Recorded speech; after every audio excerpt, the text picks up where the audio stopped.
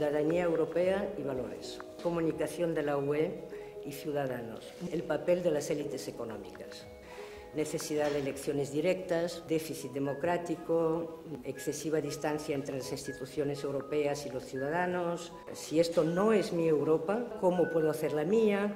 ¿Cómo mejorar el sentido de pertenencia? Y finalmente, ¿cuál es mi ideal de Europa?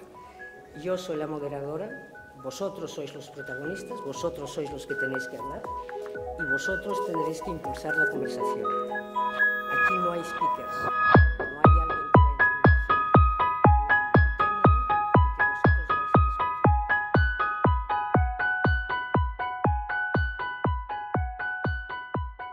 Si hablamos de ciudadanía, es obvio y manifiesto que no solo hablamos de nosotros, sino también del conjunto ciudadano que pueda haber por la calle. Y a mí me gustaría hacer un experimento, si fuese posible, salir a la calle, coger a los 10 primeros ciudadanos que pasen, invitarles a entrar y simplemente pedirles de uno en uno qué es para ti la Unión Europea.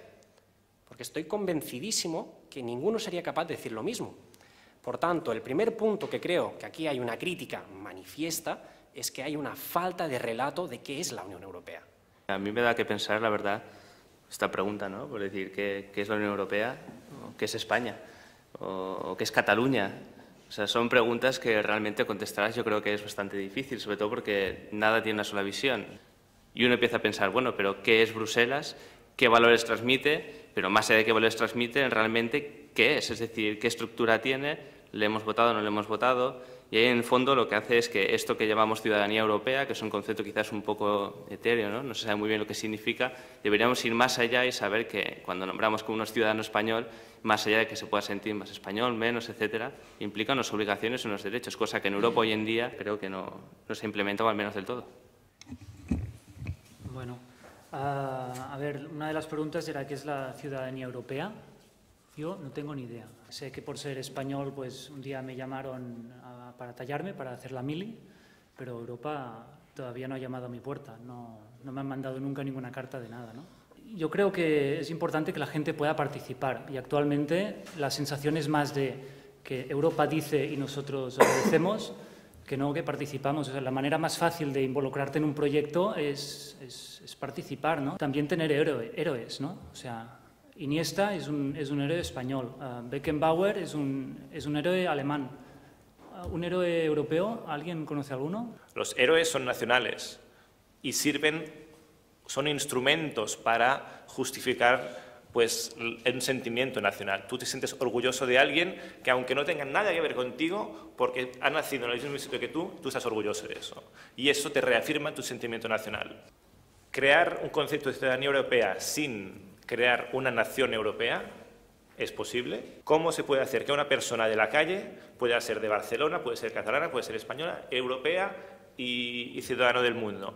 Eso es fácil de decir, pero realmente el explicar eso es difícil. Como estamos hablando de las múltiples identidades, yo tengo niños pequeños con doble pasaporte de 2 países de la Unión Europea y a los 5 o 6 años uno le parece que si es una cosa, pues renuncia a ser otra y lo solucione con una matrioshka, con las muñecas rusas, para que entendieran que se puede ser muchas cosas a la vez y al final esto es Europa, ¿no?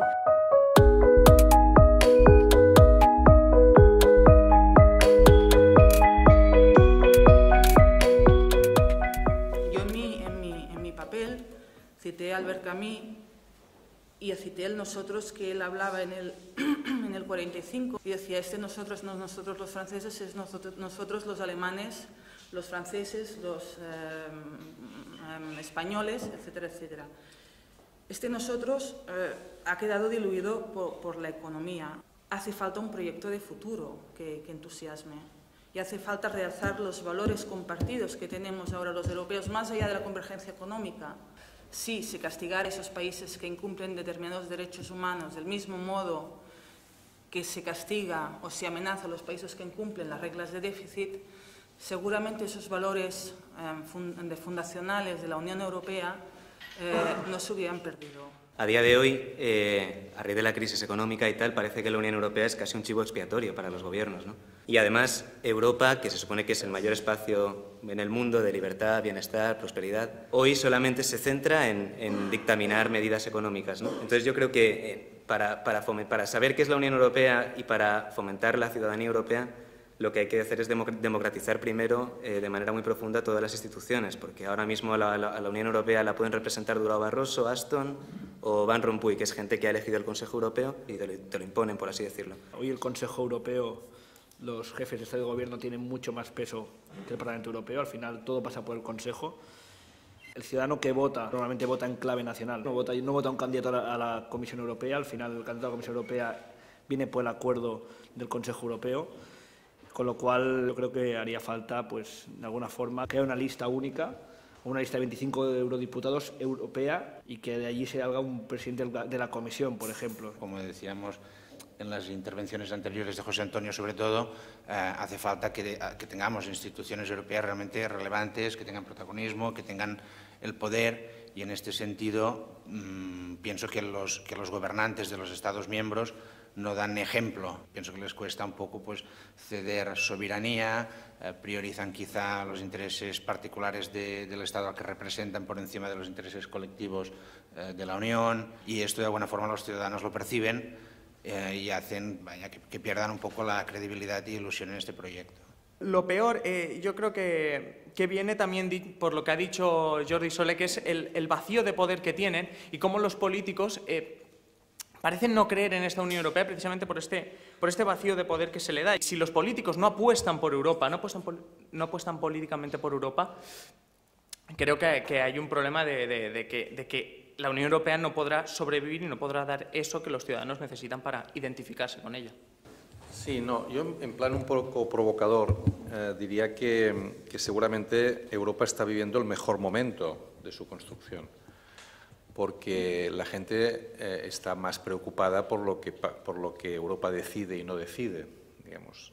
Entonces, el euroescepticismo crece en la medida en que los ciudadanos europeos están más afectados por las decisiones de la Unión Europea. Si lo miramos de otra manera, vosotros, digamos, hace 26 años que España está en Europa, por lo tanto vosotros os habéis socializado políticamente y habéis, digamos, nacido en Europa desde el punto de vista político.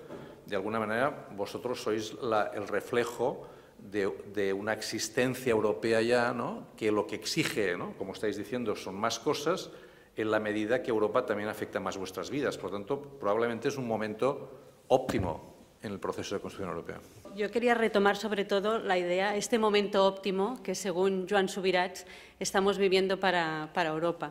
Bueno, en su provocación había algo de verdad, no tanto en lo que él decía, es un momento óptimo para la integración europea, porque el salto adelante que se está dando a nivel de integración, sobre todo económica, no tiene precedentes, no ha pasado en las últimas décadas. Se están tomando decisiones importantísimas, está habiendo una cesión de poder a Bruselas enorme.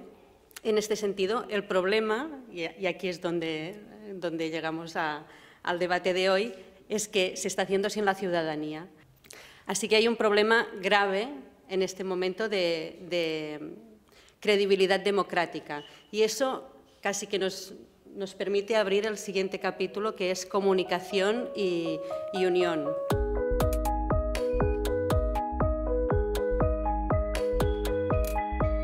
Señoras y señores, tenemos una necesidad manifiesta de comunicar qué es la Unión Europea. Si queremos fomentar el sentimiento que es la Unión Europea, también debemos evidenciar en qué nos contraponemos. Que si nosotros defendemos derechos humanos, pues que quede muy claro que nos contraponemos a aquellos estados que no lo hacen. Que si creemos en la libertad de mercado, o que si creemos en la libertad democrática o la libre participación, deberemos empezar a evidenciar qué estados y qué agrupaciones de estados no lo hacen. ¿Qué vamos a construir si ni siquiera consensuamos qué somos? Creo que hay que diferenciar entre vender la Unión Europea y que la gente sepa qué es y qué hace la Unión Europea. Yo me pregunto, y mi opinión personal es que la Unión Europea no está preparada ni para informar correctamente sobre lo que está pasando y sobre lo que está haciendo, y sobre todo para escuchar lo que los ciudadanos tengan que decir a esa información, que creo que no se está haciendo. ¿El ciudadano está comunicado con la Unión Europea? ¿El ciudadano se puede comunicar con ella a través de las peticiones que tenga que hacerle, aquello que quiere que desarrolle, ciertas legislaciones, etcétera? Que la comunicación no solamente va hacia abajo, sino que hacia arriba tampoco existe. Yo creo que no se puede decir que la Unión Europea no transmita su información. Está todo accesible para todos. Cualquiera que tenga una duda de algún documento que se esté trabajando, lo puede encontrar. Cualquiera que diga, van a hablar en el Parlamento sobre agricultura, va a poder seguir el debate totalmente en directo. Está absolutamente todo. La cantidad casi nos supera y puede que este sea parte del problema. Otra cosa es la calidad. Y la calidad de cómo transmitimos o cómo ya no tratamos de información, sino cómo comunicamos esta información, aquí es donde igual empieza a fallar. Pero lo que ya no sé yo es, ¿falla la Unión Europea o fallan los canales intermedios? La idea de lo que es Europa es muy compleja. Y ahora voy a dar un ejemplo a lo que tú comentabas. La comunicación se hace directamente a los ciudadanos, pero en general los temas complejos necesitamos de un transporte y el transporte ha sido siempre ejecutado por parte de los periodistas, los medios de comunicación. ¿Cuál es el problema? Los medios de comunicación han cambiado tanto, los periódicos, las radios, etcétera, que este tipo de mensajes no pueden ser transmitidos porque no producen ningún rédito, porque el coste es más alto que el beneficio. Entonces nos encontramos ante un cambio fundamental y es que hay que comunicar directamente a los ciudadanos, pero son unos mensajes tan complejos que si no hay un intermediario que los destile y los pueda de alguna manera ayudar a canalizar, pues tenemos grandes dificultades. Gracias, Cristina. A ver.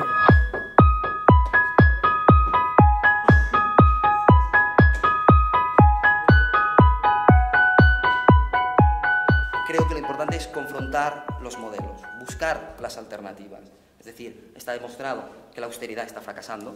Creo que tenemos que aprender que en el Tratado de Maastricht hubo un trade-off, es decir, se cedió en el tema del déficit fiscal, pero se ganaban cosas. España ganó los fondos estructurales. Es decir, te limito el déficit, pero a cambio recibirás ingresos. En este caso, en la actual crisis, creo que uno de los problemas es justamente ese, que no hay contrapartidas. Ha sobrevenido la crisis y nos encontramos con que los Estados miembros no tienen las armas para poder luchar con la crisis propia de su zona, de su territorio, y por otro lado la Unión Europea tampoco tiene todas las armas como para poder luchar con esta crisis, con lo cual nos encontramos con, yo diría que la peor de las situaciones. Por tanto, deberíamos coger o vamos para adelante, apretamos el pie del acelerador o ponemos el freno de mano definitivamente, ¿no? Mi opinión sería la de apretar y vamos a ir a una Europa realmente unida en todos los ámbitos. Fiscal, político, legal, bancario. El error fue los criterios de convergencia que se utilizaron para el euro. Porque es evidente que lo que le vaya bien a Alemania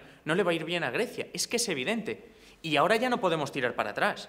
Esta idea que estás diciendo es errónea. Es decir, a España le conviene una Alemania próspera que exporte y tire de la locomotora, y a Alemania le conviene una España próspera que compre sus productos. Por tanto, y en esto quiero ser optimista, ya no voy a intervenir más, va a haber solución porque a todos nos conviene que haya solución económica y social. Yo creo que el paciente europeo está sobrediagnosticado, ¿no? Esta es una frase que hemos leído muchas veces. Entonces, todo el mundo tiene un diagnóstico, hay mucha divergencia en el tratamiento y mucha gente se ofrece como médico, pero para entendernos, seguimos de mierda hasta el cuello. Y ahí estamos, ¿no? Y mientras tanto, esta crisis económica actúa como acelerador de lo que señalaba antes Joan como cambio de época. Es decir, en 2050 no va a haber ni una sola economía europea entre las 10 primeras del mundo. Ni una. Entonces, la política exterior europea unida, coherente y efectiva, a mí me parece obligatoria en el siglo XXI. Porque si no defendemos nosotros el modo de vida europeo, no esperemos que venga China a decirnos, venga, vale, vosotros podéis seguir así, mientras nosotros sacamos beneficio económico. Entonces, si creemos en el modo de vida europeo, defendámoslo, pero es que para eso hay que arreglar los problemas internos, pero hay que hacerlo ya. Yo decía que comparto bastante con Javier que para mí el modelo socioeconómico europeo no es un objetivo en sí mismo, sino un instrumento para conseguir determinados objetivos políticos, porque cualquier instrumento tiene que adaptarse a los objetivos políticos que hay. Si no es suficientemente bueno para conseguirlos, adaptémoslo, pero no necesariamente renunciemos a él y especialmente no renunciemos a los objetivos políticos que hay detrás. Trabajemos a largo plazo, no seamos cortos de miras y seamos conscientes de que algunas políticas de hoy pueden estar minando literalmente el futuro tanto estatal como de Unión Europea de muchas generaciones. Os agradecemos muchísimo porque no sabíamos en absoluto cómo iba a salir este experimento. Buenas noches y espero que sigamos en contacto.